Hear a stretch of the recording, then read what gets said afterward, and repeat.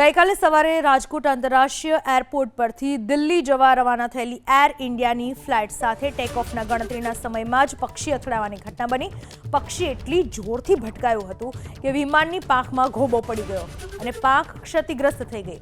પાયલટે સૂઝબૂછ દાખવીને ફ્લાઇટને તાત્કાલિક પરત રાજકોટ એરપોર્ટ પર સેફ લેન્ડ કરાવી। આ ફ્લાઇટમાં સવારે 124 મુસાફરોનો આબાદ બચાવ થયો।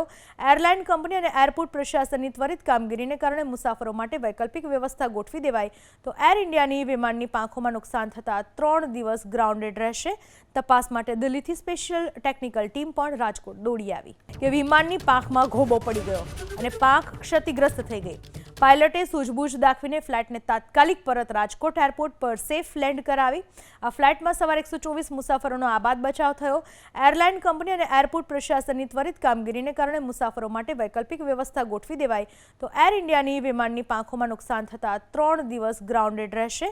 તપાસ માટે દિલ્હીથી સ્પેશિયલ ટેકનિકલ ટીમ પણ રાજકોટ દોડી આવી।